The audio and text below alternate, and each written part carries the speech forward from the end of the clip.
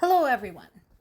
One of the stories I'm seeing across multiple sources is this one about a Ukrainian drone hitting a high rise in Moscow.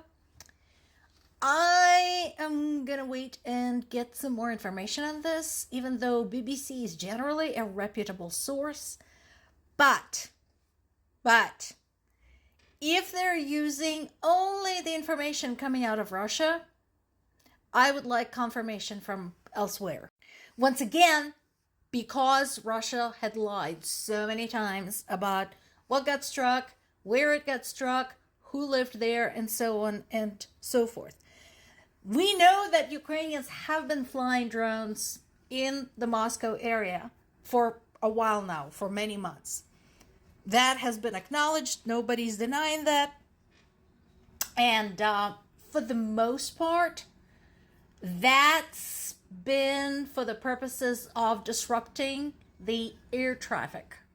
As I mentioned before, Moscow is home to 4 very large airports with some serious traffic, including international. So, what they're saying right now is that a drone hit a residential high rise and there were no casualties, but there was some damage to the facade of the building.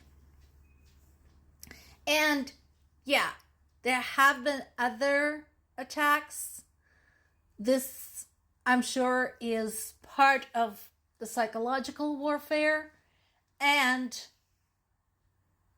basically reminding Russia what they did during the so-called Easter ceasefire, which they violated over 11,000 times. Now, there's supposed to be a truce, we're going to talk about this, for May 8th and May 9th, because it is a historically important date both for Ukraine and Russia, but we'll see how that goes.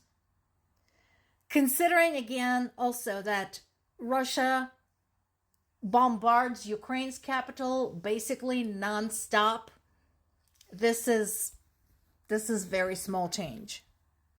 Now this is more important. So we talked about this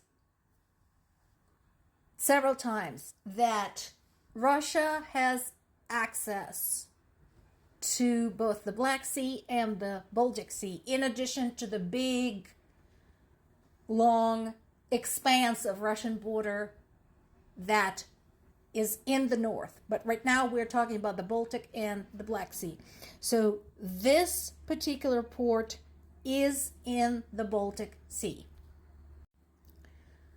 We already talked about the strikes against the oil ports that are on the Black Sea coast. So this is along the Baltic coast.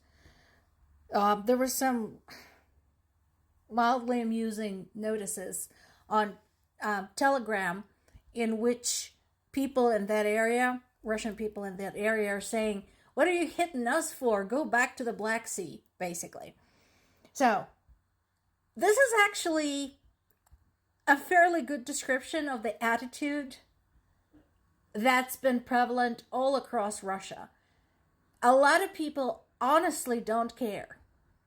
They do not care what's going on in the war. They don't care what is going on in the border regions that are a lot more affected, as long as it doesn't pertain to them personally. The moment the drones start humming in their area, they suddenly start caring. Now, there was a bonus to the operation against that particular port of Primorsk, because a Karakur guided missile corvette also was struck, a patrol boat, as well as a tanker that belongs to Russia's Shadow Fleet. So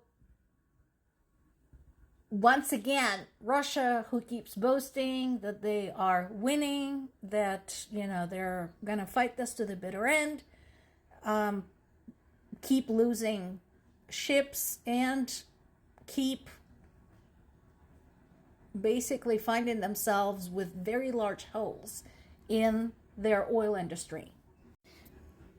Meanwhile, Russia continues striking Ukrainian cities like it has been for years now. So in this particular case, there was a big strike against Odessa region where we had casualties. And if you want to compare damages, so Ukrainian drones struck a residential building in Moscow. There's some damage to the building. There's no casualties. Now, this is in one day. 3 residential buildings were damaged during the Russian attack. Port infrastructure, there was a fire, which was fairly quickly extinguished because Ukrainians have a lot of experience with this. 6 people were also wounded at Dnipropetrovsk. So, and I now know more about that story about the bus being damaged with 40 kids, although thankfully nobody died. So that bus was traveling from Zaporizhia. The intention of the bus was to evacuate children from the Zaporizhia region because Zaporizhia region have been getting more strikes lately. This was targeted. Remember, we talked about Russia's use of first-person view drones specifically to chase down and target specific people and specific objects. And this was the case. So, once again, unless you can present me with the evidence of Ukrainians doing the same and for the same amount of time, I am honestly not interested in hearing about a building in Moscow getting damaged. Or rather, I'm not interested in hearing complaints about it. I'm interested in hearing about it, but I'm not interested in anyone complaining about it.